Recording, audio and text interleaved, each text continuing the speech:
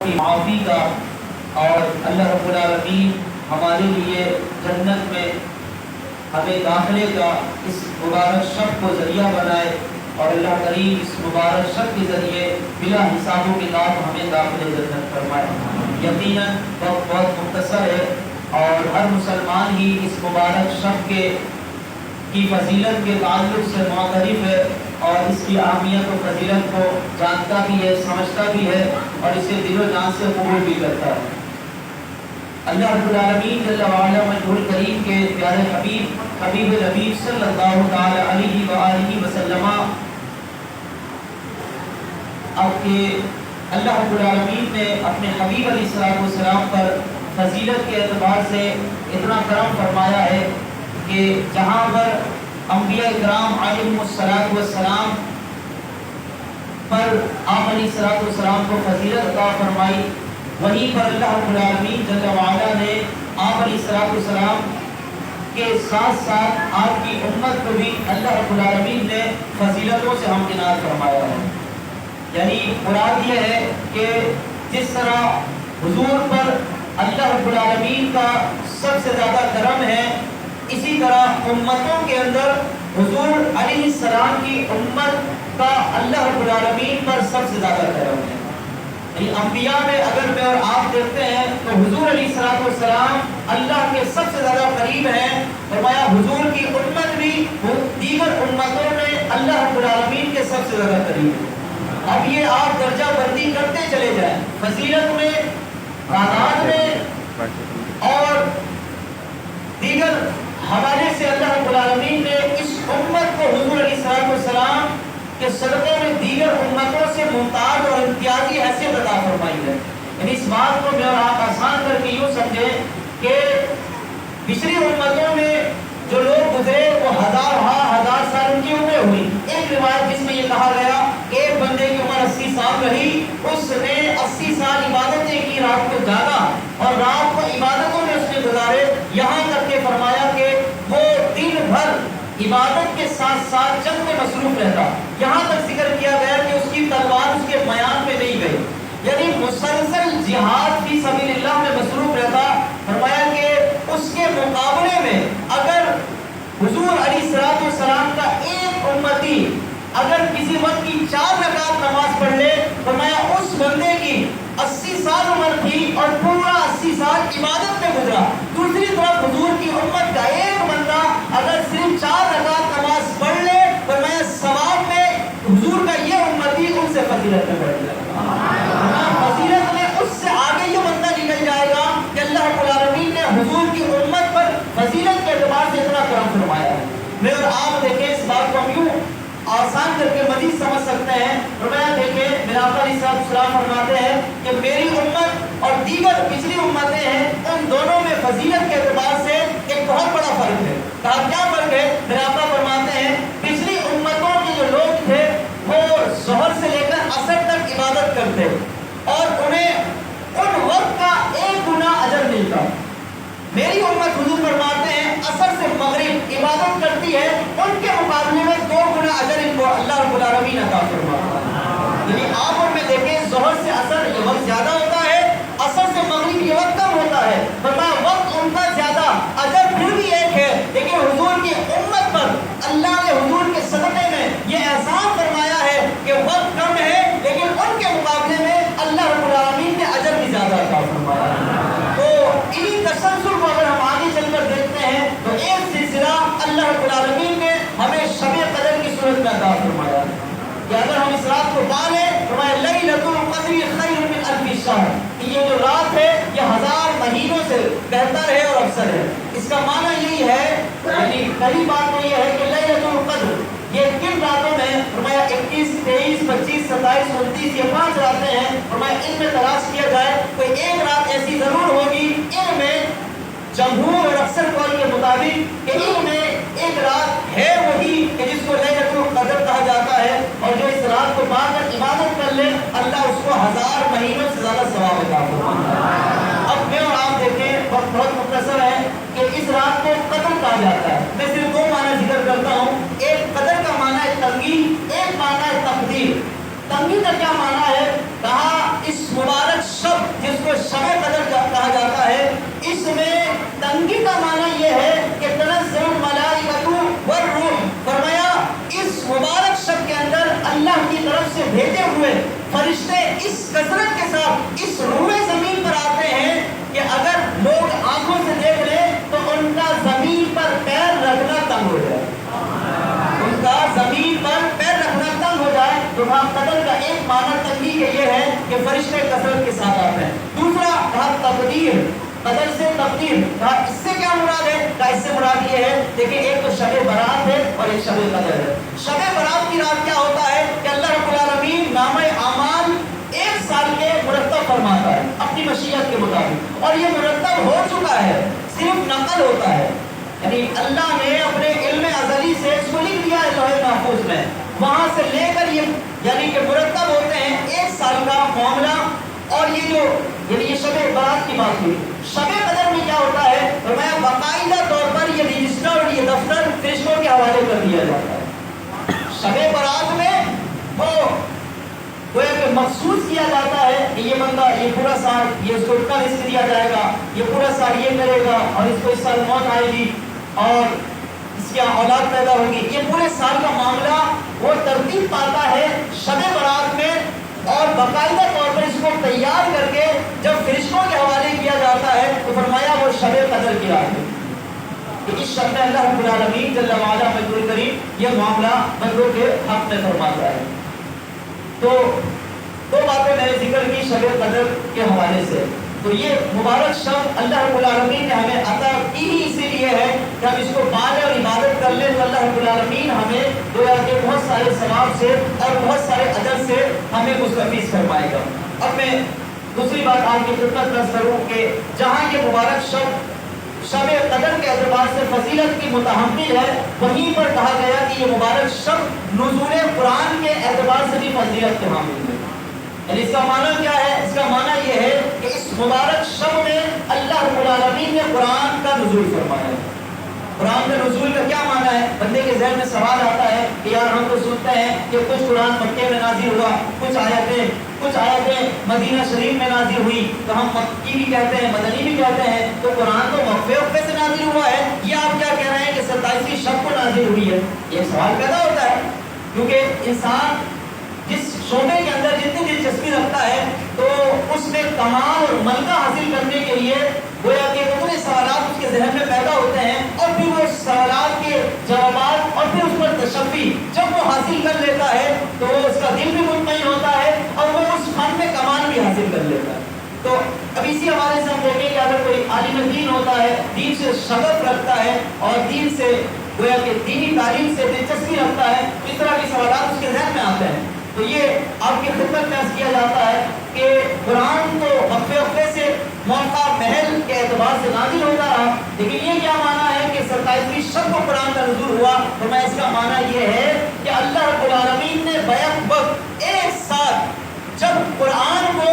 آسمان دنیا پر نازل کیا، فرمایا وہ 27ویں شب کی رات۔ یہ آسمان دنیا کے لیے یہ کیا بات کر رہے ہیں؟ تو میں کہوں گا کہ ہم سر کو اٹھاتے ہیں، آسمان کو دیکھتے ہیں، تو اس آنکھ سے ہم آسمان کو دیکھ رہے ہیں، اس آسمان کو آسمان دنیا کہا جاتا ہے، ٹھیک ہے؟ اس سے اوپر ہے وہ، اس کو پھر آپ دوسرا آسمان، تیسرا، چوتھا، ساتواں آسمان تک کہتے ہیں، لیکن ہم جس آسمان کو آنکھ سے دیکھیں اس کی حد بلندی کیا ہے ہمیں نہیں معلوم، لیکن ہم جو آنکھ سے دیکھ رہے ہیں اس کو آسمان دنیا کہا جاتا ہے۔ اسی آسمان پر ایک ساتھ اللہ نے جس موقع پر قرآن نازل کیا وہ آج کی رات یعنی 27ویں شب قدر کی رات۔ اب وہاں سے یکے بعد دیگرے اللہ کی مشیت جب ہوئی، جب اللہ نے چاہا آیتوں کا وہ نزول ہوتا رہا، سورتوں کا نزول ہوتا رہا، تو یہ مبارک شب دوسرے اعتبار سے گویا کہ قرآن کے نزول کے اعتبار سے فضیلت کے متحمل ہے۔ اب میں ایک دو بات قرآن کے تعلق سے عرض کر کے آپ سے اجازت چاہوں گا کہ اس مبارک شب میں جو قرآن کا نزول ہوا، نزول قرآن کی رات اس کو کہا جاتا ہے، تو میں دیکھیں آج کی شب اور پھر آپ اور میں دیکھیں کہ اس مبارک شب میں ہمارے یہاں ختم تراویح کے وہ عنوان اس کو دیا جاتا ہے، لیکن تکمیل قرآن ہوتا ہے، قرآن مکمل ہوتا ہے۔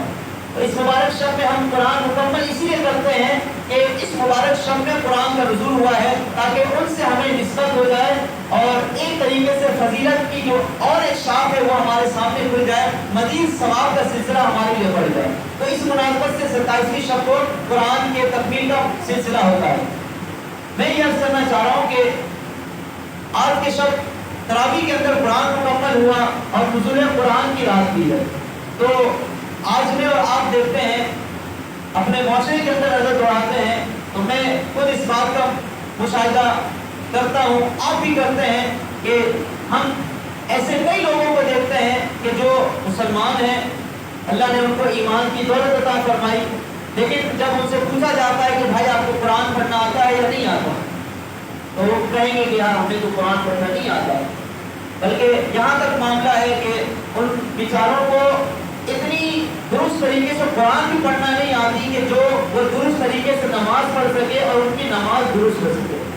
यानी बंदा दावा कर रहा है कि मैं मुसलमान हूँ, मैं कुरान पर ईमान रखता हूँ, मैंने नमाज तरावी भी गोया कि मुकम्मल पढ़ी है, कुरान को सुना है, सारे यानी कि सवाब के काम है, इससे कोई इनकार नहीं, इससे कोई दो राय नहीं है। लेकिन दूसरा पहलू भी तो हमारे मद्देनजर हो कि जिस कुरान का हम तज़किरा कर रहे हैं वो कुरान हमें पढ़ना आता या नहीं आता, ये तो एक ऑप्शन है। दूसरा ये है कि हम जब कुरान को पढ़ते हैं तो उसके अंदर हमें यानी कि हर थोड़े फासले पर ये जिक्र किया जाता है कि ईमान वालो,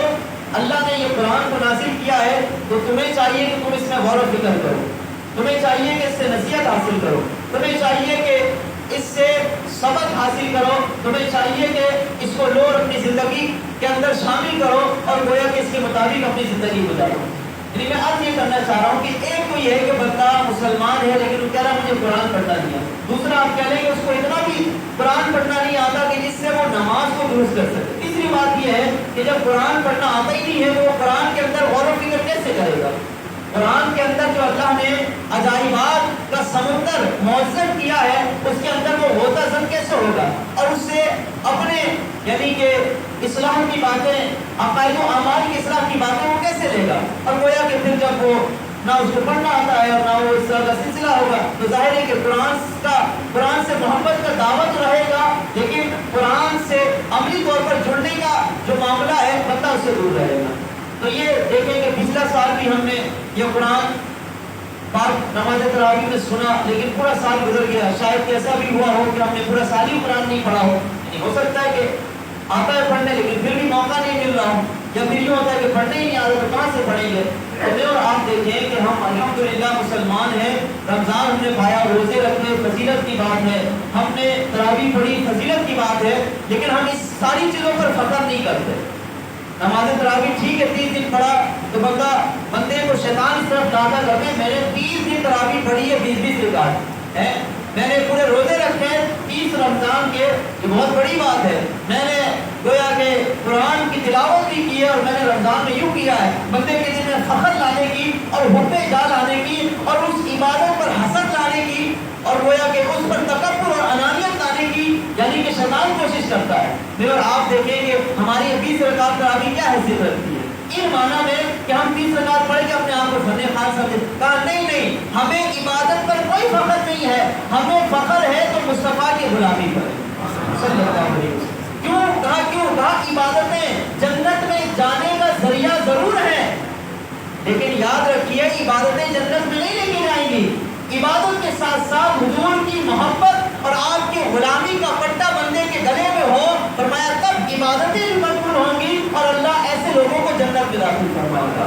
मैं ये अर्ज करना चाह रहा हूँ कि इबादतें करके फख्र न किया जाए, ये फख्र की चीजें नहीं है। अगर फख्र किया जाएगा तो अमाल इबादत इबारत बर्बाद कर दिए जाएंगे। कहा फख्र किस बात पर करेंगे, कहा फख्र इस बात पर करेंगे कि हम हुजूर के गुलाम हैं, हुजूर की उम्मत में शामिल हैं। अगर हम 4 रकात नमाज पढ़ लें तो दीगर उम्मतों के मुकाबले में उनके हजारों सालों की इबादत पर अल्लाह हमें गलबा फजीलत के एतबार से अता फरमाता है। कहा ये किस वजह से है, कहा हमारे रकात और नमाज इबादत से नहीं है बल्कि हुजूर के गुलामी की वजह से, हुजूर के उम्मत में आने की वजह से है। तो मैं और आप देखें कि हमें इबादतों पर नाज़ा नहीं होना चाहिए, फख्र न होना चाहिए, लेकिन हाँ ये याद जरूर रखिए कि हमें इन इबादत को बिजा लाना जरूर चाहिए। और इसके साथ साथ हुजूर अलैहिस्सलाम ने जो तालीमात हमें इरशाद फरमाई है वो हमारे पेश नज़र भी होना चाहिए। तो उन तालीमात में से हुजूर ने हमें ये बयान फरमाया है कि खैरुकुम मन तअल्लमल कुरान व अल्लमा, कि तुम में से बेहतरीन शख्स वो है जो कुरान सीखे और दूसरों को सिखाए। हम अहादीस का और कुरान का मुताला करें, उसका खुलासा ये बनता है कि कुरान से मोहब्बत किया जाए, इसको पढ़ा जाए, इसकी तालीम को आम किया जाए, इसको सीने से लगाया जाए। तो ये सारी फजीलतें हमें हासिल करनी चाहिए। सबसे पहली बात यह है कि अगर हमने कुरान नहीं पढ़ा तो हमें ज़रूर टाइम निकाल कर कुरान पढ़ना चाहिए। अल्हम्दुलिल्लाह ये गोया कि कुरान पढ़ने का मामला न छोटे बच्चे के लिए मुश्किल रहा, न किसी बड़े के लिए मुश्किल रहा। अल्हम्दुलिल्लाह दावत इस्लामी ने बहुत आसान कर दी। हमारे इस मस्जिद में मुझे याद पड़ता है कि तकरीबन 3-4 साल हो गए मदरसा बालिगा लग रहा है। अगरचे बीच में 1-8 महीने का वक्फा आता है, लेकिन जाहिर है कि कोई रहता ही नहीं है तो हम किसको पढ़ाएंगे। हम तो ऐलान कर रहे होते हैं जुम्मे में कि आए भाई आप इशा के बाद बैठे, हम भी होंगे, मोदी साहब भी होंगे, और फीस सबिलिल्लाह होगा, कोई फीस वगैरह नहीं, कुछ भी नहीं, और यही सिलसिला यहाँ पे चल रहा है। तो हमें आपका वक्त चाहिए, हम आपको वक्त देंगे इंशाअल्लाह। तो बिलखुसूस जो बड़े हजरात हैं उनके खिदमत में मुअद्दिबाना अर्ज़ है, आप हमारे वालिद की जगह पर हैं, आप हमारे बुजुर्ग हैं, आप हमें अपना बच्चा समझिए, अपना बेटा समझिए, और आप आ जाइए यहाँ पर कुरान पाक पढ़ने के लिए। इंशाअल्लाह आप जितना वक्त देंगे हम आपको उतना वक्त देंगे, या आप हमसे जितना वक्त लेंगे हम आपको उतना वक्त देंगे, और फिर हम मिलकर कुरान पाक सीखेंगे और इंशाअल्लाह कुरान पाक सिखाएंगे। हकीकी फैज़ान उसी को मिलता है कि जो कुरान पाक सीखे और सिखाए और उसकी तालीमात को दूसरे लोगों में आप करें। तो मैं पैगाम के तौर पर ये बात आप तमाम हजरात की जिन्होंने कुरान नहीं पढ़ा, बात ये कह रहे हैं कि हमने पढ़ लिया है, तो आपसे अर्ज करें कि आप आगे हमें एक सूरह फातिहा सुना दें, हम आपको बता देंगे कि आप बिल्कुल सही पढ़ रहे हैं या कुछ गलती है या बिल्कुल गलत है पढ़ने के एतबार से। तो इससे क्या होगा, हमारी और आपकी इस्लाह हो जाएगी, कोई गलती होगी वो हम दूर करने में कामयाब होंगे। फिर हम जब नमाज के लिए खड़े ही होंगे तो हम फिर कह रहे होंगे अल्हम्दुलिल्लाह रब्बिल आलमीन, तो हमें उस तिरत पर मुकम्मल एतमाद होगा कि मैं दुरुस्त पढ़ रहा हूँ। और फिर उस यकीन के दर्जे पर आकर जब हम इबादत करेंगे तो हुजूर से जब पूछा गया था कि हुजूर एहसान क्या है, तो हुजूर ने ये फरमाया था कि अंताबुदल्लाह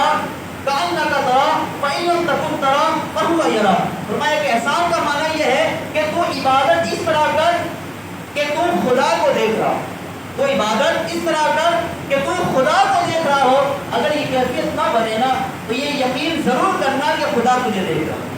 सही है, ये कैफियत जब ही बनेगी जब हम नमाज के लवाजिमात को पूरा करेंगे, या नमाज से हटकर दीगर इबादतों की हलावत लज़्ज़त हम तब महसूस करेंगे कहाँ उसका जो हक है उसकी मुताबिक होया कि उसको अदा करने की कोशिश करेंगे। इसी तरीके से आप देखें नमाज में कुरान पढ़ा जाए, इसके अलावा पढ़ा जाए तो उसका हक उसी वक्त अदा होगा कि जब हम उसको उसके मुकम्मल हक के साथ अदा करने की कोशिश करेंगे। तो आप तमाम इस मुबारक शब में ये अहद करते हैं कि इंशाअल्लाह हम वक्त निकाल कर ये बात मैं और आप बिल्कुल तस्लीम करते हैं कि इस वक्त आप देखें कि लॉकडाउन की सूरत हाल है और माशी तौर पर हमारा जो गरीब तबका है या नॉर्मल तबका है या उससे ऊपर का तबका है, सब यानी कि गोया कि तंदरुस्ती के तरफ जा रहे हैं, और जो हमारा गरीब तबका है वो इस वक्त बड़ी कस्मा कुर्सी का शिकार है और गोया कि बड़ी मुश्किलात के अंदर है। हम दुआ करते हैं कि अल्लाह सबकी मुश्किलात को आसान फरमाए, लेकिन याद रखें ये ज़िंदगी में मुश्किलात हैं, इनको बाला ताज रखकर अल्लाह की रज़ा के लिए हम रोज़मर्रा के मामूलात में से कुछ वक्त निकाल कर ज़रूर यहाँ पर आए। मैं आपको दावत पेश कर रहा हूँ इस मुबारक शब के अंदर, मैं बिल्कुल आपको यहाँ पर हाजिर मिलूँगा जब आप उससे कहेंगे कि आप, यहाँ तक मैं आपको ऑप्शन देता हूँ कि अगर आप कहेंगे कि भाई हमें असर के बाद पढ़ना है तो हम आपको असर के बाद टाइम दे दें। हमारे मौलवी साहब हमारे इस्लामी भाई अगर तैयार हो जाए असर मगरिब इशा के बाद कुरान पाक पढ़ने के लिए तो मैं तो तैयार हूँ, आप क्या फरमाते हैं? जितना वक्त मिला इंशाअल्लाह जो इस्लामी भाई आएंगे भले वो सबक सुना कर चले जाएं, मैं आप यकीन जाने बस ये तकरीर ख़त्म हो गई कि आगे हम फजीलत सुनेंगे, यकीनन सवाब का काम है, लेकिन तमाम को मुश्तमिल करेंगे और उसका खुलासा करेंगे, वो यही बनेगा कि कुरान सीखा जाए, उसको सिखाया जाए, उस पर अमल किया जाए। तो मैं उसी की एक कड़ी में आपकी खिदमत में अर्ज़ कर रहा हूँ कि आप जो बिल्कुल हमारे, मैं अर्ज़ कर रहा हूँ कि जो हमारे वालिद की जगह पर हैं वो आए, वो अपने बेटे की तरह हमें पाएंगे इंशाअल्लाह, और हम उनको अपना वक्त देने के लिए तैयार, फीस सबिलिल्लाह, फ्री ऑफ कॉस्ट, कोई फीस वगैरह नहीं होगी। तो आज के इस मुबारक शब में मैं आपसे फिर अर्ज़ करूँगा कि 1 घंटा तकरीर करें और उसके बाद फजीलत की बात सुन के हम चले जाएँ, फिर हमारे सर पर जूं तक नहीं रहेगी तो मैं समझूंगा कि मेरी तकरीर का कोई फ़ायदा नहीं हुआ। लेकिन अगर अभी हम तकरीर को ख़त्म करेंगे इस बात पर कि इंशाअल्लाह ये नियत करके उठें कि हम कुरान सीखेंगे भी, इंशाअल्लाह उसके लिए वक्त भी निकालेंगे और इंशाअल्लाह अपने बच्चों को भी कुरान सिखाएंगे और उन पर खुसूसी तौर पर قرآن سیکھنے سکھانے کے حوالے سے ہم توجہ دیں گے، اپنی کوشش قرآن سے محبت اور قرآن کے سیکھنے کے حوالے سے مکمل ہوگی، انشاءاللہ اس پر ہم مکمل عہد کے ساتھ انشاءاللہ کوشش کریں گے۔ اپنے بچوں کو حافظ بنائیں، ناظرہ قرآن کی تعلیم دلائیں، عالم دین بنائیں اور خود بھی قرآن سیکھیں۔ انشاءاللہ تعالیٰ قرآن پڑھیں پڑھائیں، آپ اور میں دیکھیں گے کہ ہمارے رزق میں بھی برکت ہوگی، ہماری پریشانیاں بھی دور ہوں گی، ہمارے معاملات بھی آسان ہوں گے، اور اللہ نے چاہا تو انشاءاللہ دنیا بھی اچھی ہوگی اور آخرت بھی اچھی ہوگی۔ آخر میں قرآن کے تعلق سے ایک حدیث میں آقا علیہ السلام فرماتے ہیں، 3 جملہ بڑے احسن انداز میں میرے آقا علیہ السلام نے قرآن کی سے محبت کرنے والوں کا جو اجر ہے، انعام ہے، وہ بیان فرمایا ہے بڑے خوبصورت اور احسن انداز میں۔ میرا آقا علیہ السلام جواب کریم ہے کہ 2 لفظ زمان مبارک سے ادا ہوتے ہیں، لیکن اس کا خلاصہ کیا جائے تو 1000 صفحے اس خلاصے کے اندر جمع ہوتا ہے۔ قال النبی صلی اللہ علیہ وسلم القرآن شافع و مشفع۔ میرا آقا علیہ السلام فرماتے ہیں کہ قرآن قیامت والے دن شفاعت کرنے والا ہے۔ انہیں دعوت سے کیا میرے بولنے پہ نہیں بلکہ اس حدیث کو سننے پر کیا ہے، القرآن شافع و مشفع۔ فرمایا جو قرآن اللہ کی کتاب ہے یہ قیامت والے دن شفاعت کرے گی، اور فرمایا کہ قیامت میں بہت سارے لوگ شفاعت کریں گے۔ ہمارے آقا علیہ السلام سے شفاعت کبریٰ کا دروازہ کھلے گا، اور حضور کی نسبت سے انبیاء کرام، اولیاء کرام، علماء کرام، صلحاء کرام، حفاظ کرام، دیگر متقی افراد اور حضرات اللہ کی بارگاہ میں گناہگار لوگوں کے حق میں شفاعت کریں گے۔ فرمایا کہ اس موقع پر رمضان شریف بھی اللہ کی بارگاہ میں شفاعت کرے گا، اور فرمایا جو قرآن پاک ہے یہ بھی اللہ کی بارگاہ میں شفاعت کرے گا۔ لیکن اس پیغام کو اور اس فضیلت کو ذرا دل کے کانوں سے سنیے۔ میرے آقا فرماتے ہیں القرآن شافع و مشفع۔ فرمایا دیگر لوگ بھی، انبیاء کرام علیہ السلام، دیگر حضرات بھی شفاعت کریں گے۔ اللہ رب العالمین جس کی چاہے گا شفاعت قبول فرمائے گا۔ لیکن سنیے میرے آقا فرماتے ہیں کہ القرآن شافع و مشفع۔ فرمایا کہ قرآن شفاعت کرے گا، اور جب قرآن اللہ کی بارگاہ میں شفاعت کرے گا تو مشفع اللہ رب العالمین ضرور اس قرآن کی شفاعت کو قبول فرمائے گا۔ آپ اور میں دیکھیں کہ دیگر حضرات کی شفاعت اللہ ان میں سے جس کی چاہے گا ضرور قبول فرمائے گا، لیکن قرآن کے بارے میں یہ الفاظ ہے مشفع، کہ جب وہ شفاعت کر جائے گا اللہ اس کو ضرور قبول فرمائے گا۔